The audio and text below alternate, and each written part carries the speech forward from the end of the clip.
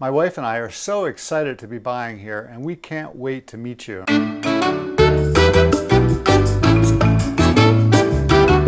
I've promised a video on the Bay Walton Sector Plan for some time now, and I finally had a chance to put that all together for you. In addition to the community and the beaches, the location is the third biggest reason why we decided to buy here.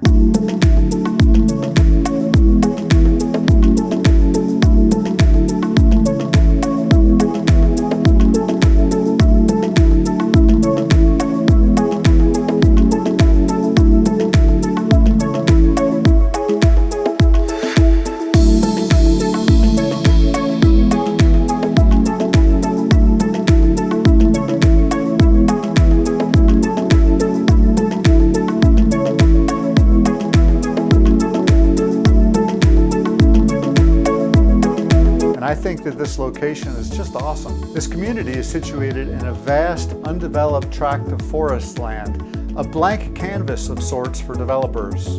I feel that there's real potential to build something truly special here.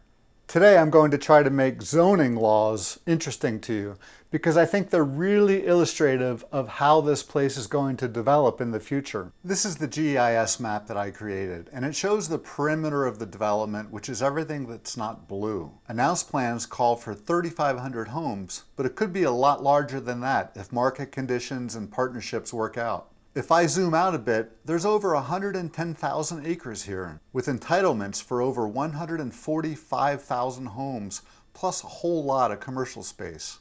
One of the joint venture partners owns almost all of that 110,000 acres. So there is the potential for this retirement community to become very, very large.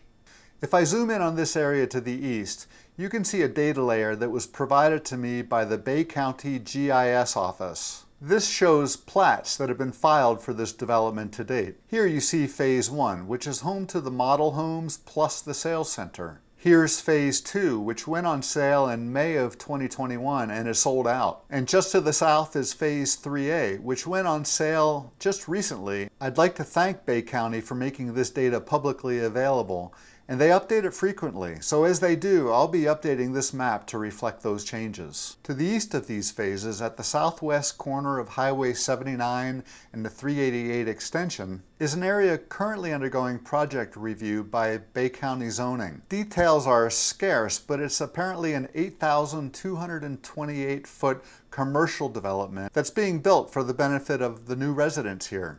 Now, this land is not part of the joint venture, but is owned by one of the partners independently. This land is designated in the Bay Walton Sector Plan as part of the West Bay Center Zone. That's a designation that allows for denser development than some of the other zones I'll be talking about shortly.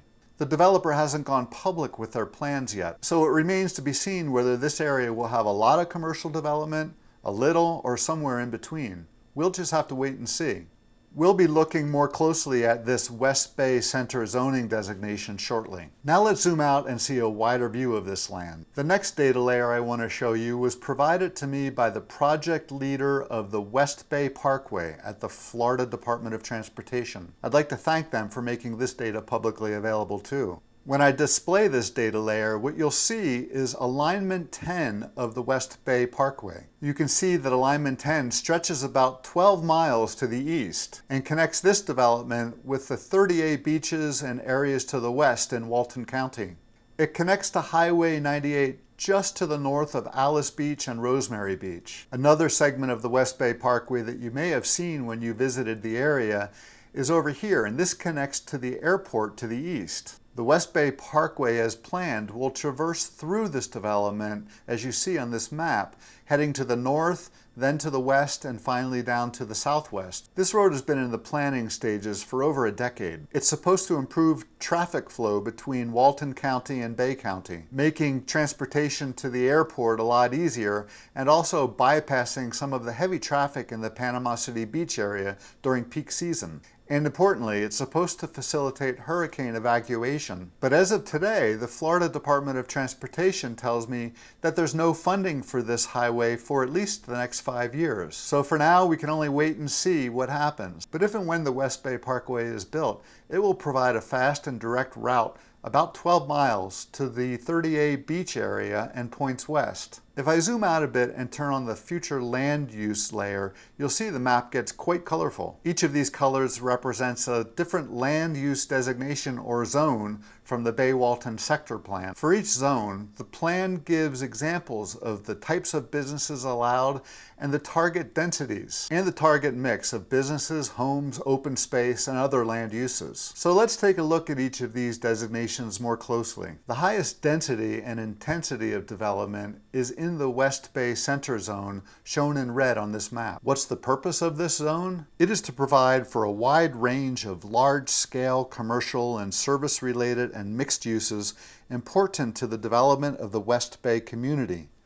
It's to provide a place for commercial, residential, office, hotel, and industrial land uses that have a more regional market base, the scale of which should not be permitted within the surrounding zones. Because of the access provided by the Intracoastal Waterway and the proximity to the Northwest Florida Beaches International Airport, a barge port facility and/or a marina may be located along the Intracoastal Waterway. This chart is from Chapter 12 of the Bay Walton Sector Plan. It shows the targeted mix of land use in this zone.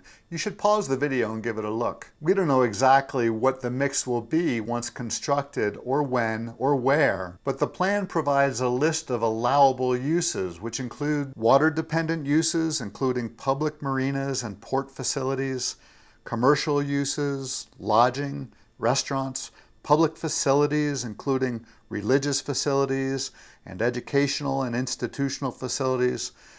It allows civic uses, public utilities, medical facilities, residential, recreational activities, parks, playgrounds, and other similar uses. You'll note that public marinas are allowed in the West Bay Center zone. From public disclosures by our developer and on their website, we know that a public marina is planned adjacent to this community, and that it's being developed separately by one of the joint venture partners. With that info, we can use this map to see where that marina might go according to zoning regulations. This land here is all owned by the joint venture, but these parcels here along the Intracoastal are owned separately by one of the joint venture partners. Marinas are one of the allowed uses in the West Bay Center zone, but are not listed as an acceptable use in these green zones. These green zones fall into the Recreation and Open Space, or ROS zone. I'll get to this zone shortly. So it appears likely that if there is to be a marina, that it may go on this parcel of land right here. Of course, the joint venture partners might modify their plans for it and build the marina elsewhere, or not at all for that matter. But for now, given what we know, I think it's a pretty good bet that this is the location of the future marina. Next, we turn to the town center designation,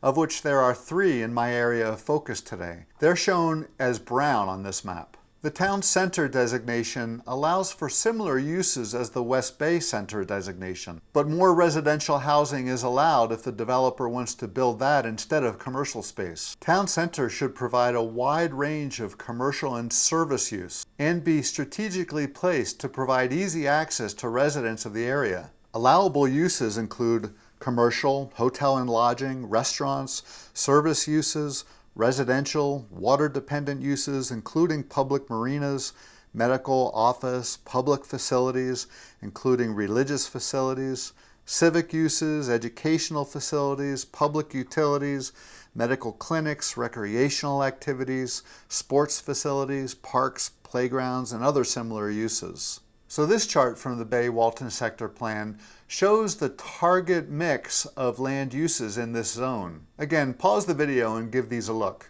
The next designation is the Village Center Zone, which is shown in yellow on this map. Village centers differ substantially from the Town Center and West Bay Center designations. Village centers are primarily residential areas, and they include a compact village at the center or along the edge of the development. This is connected to surrounding neighborhoods at a walkable distance through a network of bike lanes, sidewalks, or multi-use trails. Commercial activity should be, quote, neighborhood scale, unquote, intended for the daily living needs of residents of the surrounding neighborhoods. Parks, town squares, and recreation facilities are integral to the development of the Village Center Zone. Allowable uses in the Village Center designation include residential and neighborhood scale commercial in the Village Center, public parks, recreational facilities, community centers and playgrounds, plus public utilities and other facilities like churches and schools, and lodgings allowed, along with water-dependent uses that are intended primarily for the immediate community. This chart from the Bay Walton Sector Plan includes target land use mixes for the village center zone. You should pause the video and give this one a look too. Each residential community shall be designed with local and collector streets, pedestrian and bicycle paths that contribute to a system of fully connected and interesting routes from individual neighborhoods to the mixed-use center and to other villages. Every attempt should be made to connect community edges to form a continuous corridor for bike and walking trails.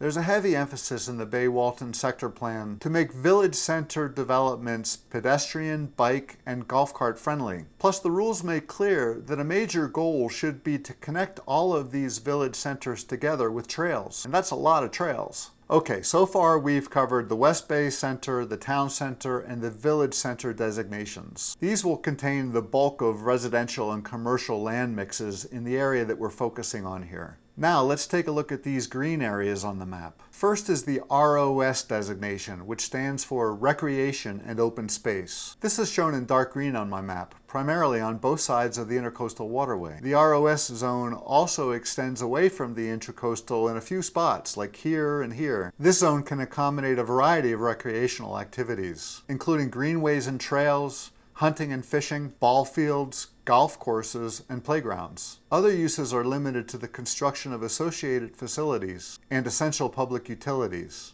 If you're a fan of open space, then it should be refreshing to you to see that most of the waterfront land in this zone is reserved for recreation and open space. If you like golf courses, there's a home for that in this zone too. And if you had your heart set on a waterfront home, then you should look to the yellow and red areas of this map along the intracoastal water for your future home site. The last zoning designation to look at today is the LTC zone, which stands for long-term conservation. That's represented by the middle shade of green on my map. The long-term conservation zone purpose is to provide areas for the protection, restoration, and enhancement of environmental resources within the Bay Walton sector. Conservation and preservation purposes will take place in this zone. These areas are intended to be natural areas, with minimal disturbances other than passive recreational activities, like greenways and trails, and hunting and fishing. So that's it for zoning in the Bay Walton sector. I hope that you found this presentation helpful and useful. If you did, please give this video a thumbs up and subscribe to my Emerald Coast Retirement YouTube channel.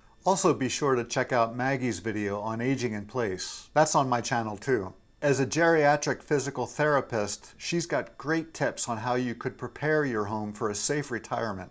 And if you're interested in buying here, she'd be a great resource for you, and I'm on her team. She can either work with you directly or partner with a local buyer's agent to help you get the answers that you need. And it won't cost you a dime because the developer pays all buyer's agent commissions. I will mention that if you intend to use the services of a buyer's agent, you want that agent with you when you first tour. You can't have a buyer's agent represent you if they're not with you at that first visit. That's it for now. If we end up being neighbors, you can find me at the pool and I'll probably have a margarita in my hand. Until then, have a great time planning your Emerald Coast retirement.